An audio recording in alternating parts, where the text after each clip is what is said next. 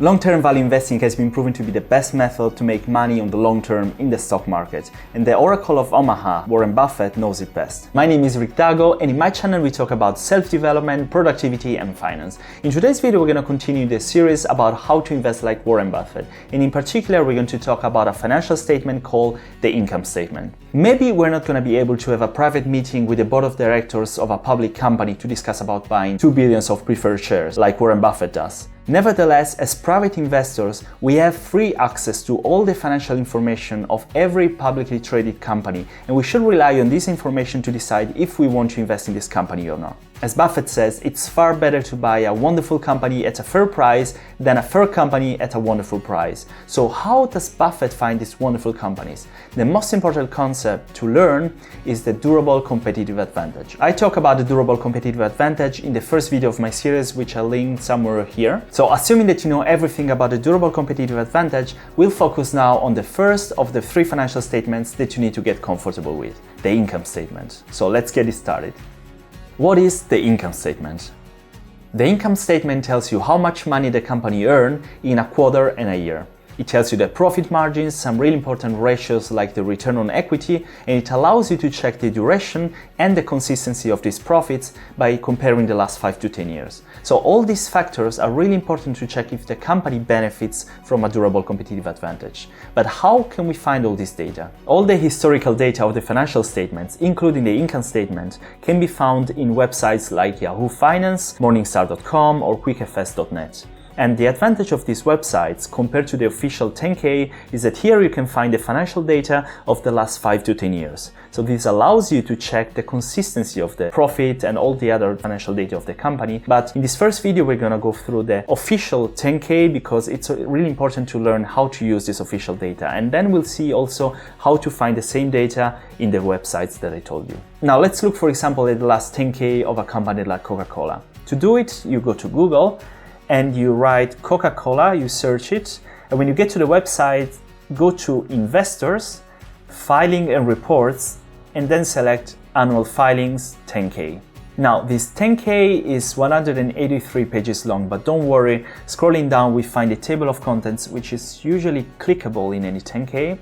So let's select Financial Statement and Supplementary Data, and we jump to page 59, where we find a new table of contents. As you can see, at the beginning we have the consolidated statements of income. And after these consolidated statements of comprehensive income, you also have the consolidated balance sheets and the statement of cash flows, which we will analyze in the next 2 videos. So let's go to page 60 and let's check the statement of income. Now, before diving deep into the most important items of the income statement, let me show you how you can find all this information without having to go through the company's website and get in the 10K. So there are different websites where you can find this information, but 2 of my favorites are Morningstar.com and QuickFS.net. And they also have the advantage that here you can find 5 to 10 years of financial data all in one page. For example, if I go to QuickFS.net and I type KO, which is the ticker of Coca-Cola, I get an overview of the financial numbers of the company. If I click on the right side and choose income statement, I get the income statement of Coca-Cola of the last 10 years. Now, notice that the numbers are the same as in the 10K. Check, for example, the revenue of 2021. It's 38,655. This is, of course, millions, so it's 38 billions. If you check the consolidated statement of income in the Coca-Cola 10K, you'll find exactly the same number on the revenue. So let's see. Here we go. And since we are here, let me also show you how to find the same information in Morningstar.com. So what you do is you need to go to the website, Morningstar.com, and on the top left you type KO, again the ticker from Coca-Cola. Then you click on Key Ratios and then on Full Key Ratios Data. This is going to make you land on a page that contains all financial data from Coca-Cola. You get the key ratios here, and if you click on Financials, you can check income statement, balance sheet, and cash flow. Notice that in Morningstar.com now, since around 1 year, if you're not a premium member, you cannot see more than 5 years of financial data. Now, what does the income statement do? The income statement tells the investors the result of the company's operations for a set period of time, a quarter or a year. Income statements have three main parts: the revenue of the business, the expenses, and the net profit, which is obtained as revenue minus expenses. Basically, to understand from the income statement if the company has a durable competitive advantage or if it will struggle to keep itself alive, following Buffett's strategy, you should look at the following 3 points. Number 1, which kind of margins they have. Number 2, if they need to keep using research and development to keep themselves competitive. And number 3, what kind of leverage they use to make money.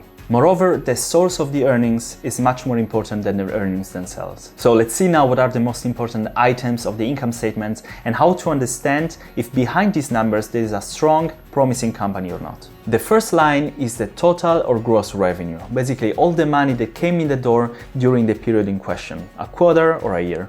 Now the revenue is the money that comes in before expenses, so it doesn't have to be confused with profit or earnings. If I sell $10,000 of products, but I spent $8,000 to produce them, then my revenue is going to be $10,000, but my earnings are going to be $2,000, namely $10,000 minus $8,000. So total revenue minus the expenses of the business gives you the net income or net profits, which is the number you see here at the end. Everything that stands here between the revenue and the net income are all the expenses of the company.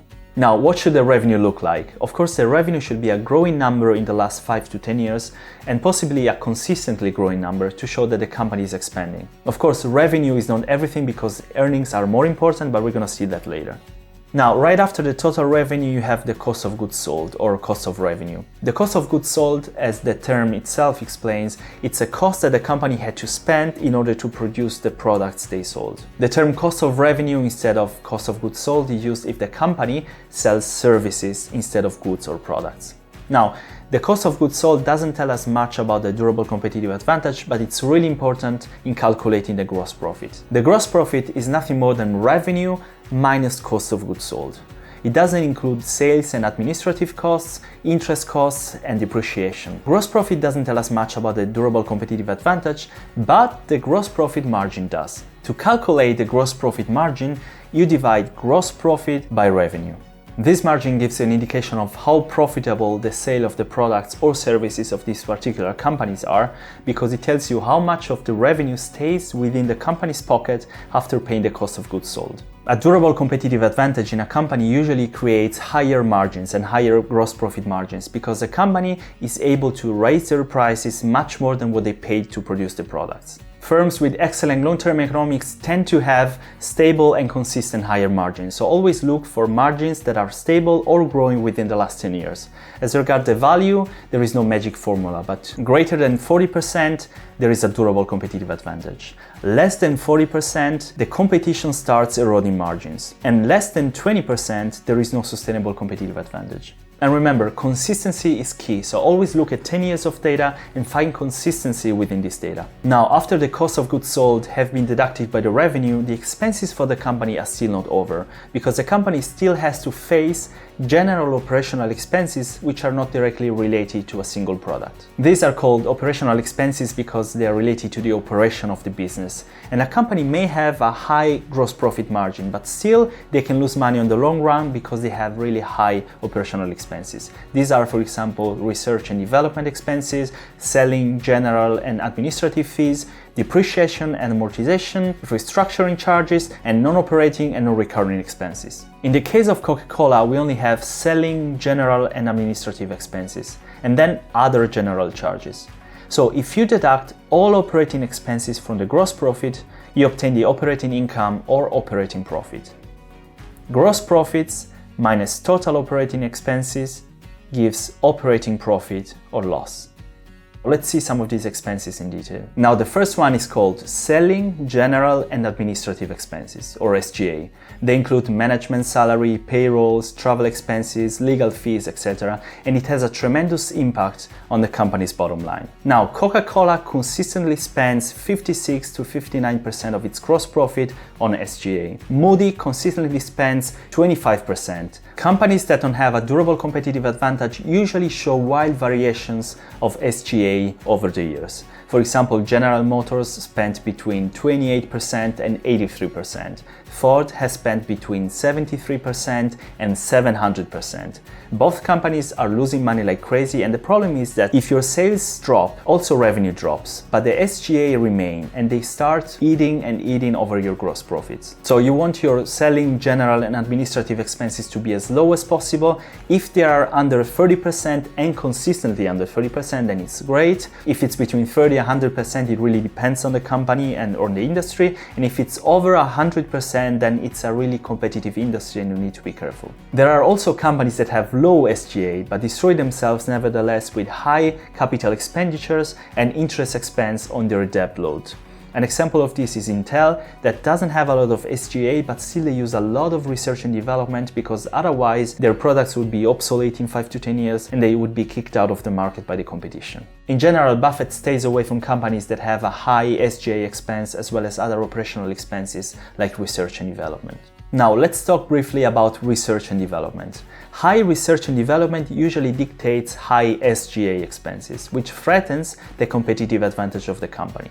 If you take Intel for example, Intel needs to spend at least 30% of its gross profit on research and development, and they have to do it every year in order to be competitive and to stay competitive. Coca-Cola on the other side spends no money on research and development and they have a constant 59% of SG&A expenses. Now the next item of the income statement that we're going to take a look at is called depreciation expense, and we're going to explain it through an example. Let's say that Coca-Cola buys a machine that costs $1 million and has a life cycle of 10 years.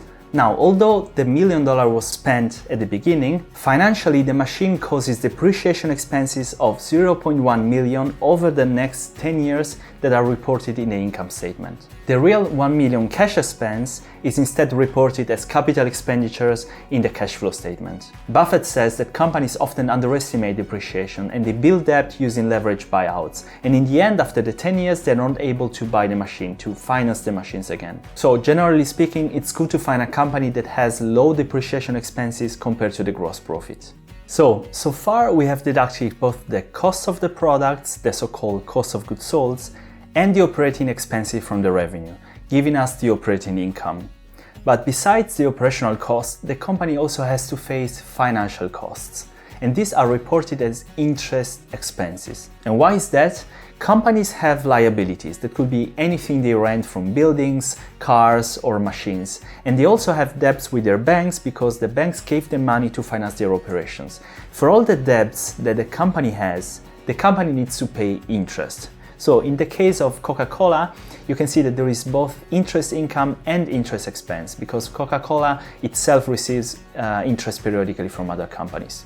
Now, if you check the income statement of banks, you're going to find out that they have a higher interest income than interest expenses, but usually for all the other companies it's the other way around. Now, to make it short, companies with a durable competitive advantage usually carry little to no interest expense. Procter & Gamble, for example, pays only 8% of its operating income in interest expenses. Wrigley pays only 7%. Goodyear Tires, on the other hand, pays between 50 or 40 and 60%, and the same goes for airlines, which if you follow Buffett, you know that they are a terrible business to invest in. As a rule of thumb, a good company would have less than 15% of its operating income consumed by interest expenses. But be aware that this differs in every industry, so you really need to compare different companies within the same industry. As a rule, the company within a certain industry that has the lowest ratio of interest expense to operating income is most likely to have a durable competitive advantage. Now, after deducing cost of goods sold, operating expenses and financial expenses, we are left with the so-called income before taxes. We are almost at the net earnings, but still there is something that the company has to pay, which is taxes to Uncle Sam. The income before taxes is the value that Buffett uses when he wants to see what return he's getting from buying a whole business or a partial interest of a company through the purchase of shares. So, after paying expenses and taxes, we are left with the so-called net income or net earnings. Needless to say, the net earnings are the most important part of the income statement because it represents the value, the cash that is left within the company's pockets after all the revenue is cashed in and all the expenses are paid. So I'll be short here. Always check the net earnings of the last 10 years in quickfs.net or morningstar.com and look for the following characteristics. The net earnings must have an historical upward trend because growing net earnings means growing business. Number 2, consistency. So a steady growth of the net earnings, not ups and downs that show that the company isn't stable. And number 3, a high margin or ratio when divided by the total revenue. This is also really important because we may have a company that has high net earnings, but the revenue grows much more, and that means that the expenses are also growing much more than the net earnings. Or on the other side, we can also have a company that has growing net earnings, but at the same time, the revenue stays stable, and this is also not good for the company because it means that they cannot have more sales. So always look for consistency and a long-term upward trend of the net earnings. There is no magical number, but usually if you divide that net earnings by the total revenue and you get a value that is over 20% and is consistent in the last 10 years, then you most likely have a company that has a durable competitive advantage. If the net earnings are negative, or if the ratio between net earnings and the total revenue is less than 10%, you most likely found a company that is in a highly competitive market. Coca-Cola has a 25% net margin, which is basically stable since 70 years, while airlines always have a margin between 5 and 7% that shows how competitive the industry is. So the last parameter we're going to talk about today is widely used in the stock market, and it's called EPS, earnings per share. Here in the income statement of Coca-Cola, it's called basic net income per share, and it's nothing more than the total net earnings of the company divided by the number of shares outstanding. And why is this so important? If you assume that the earnings of the company represent the value of the company, or at least the value that you can get out of the company every year if you own the company, then the earnings per share represent the value that you can get out of every single share you buy if you're a shareholder. So if you have a company that sells its shares for $50 and has an EPS of $2, you can imagine that if you buy one share for $50, the company is going to earn $2 out of your share for you. So it's going to need 25 years to give you back in earnings what you paid for the share. The earnings per share analyzed over 10 years can give us a really good information about the presence of durable competitive advantage. What you do is to look for companies that have earnings per share that show consistency and an upward trend in the last 10 years.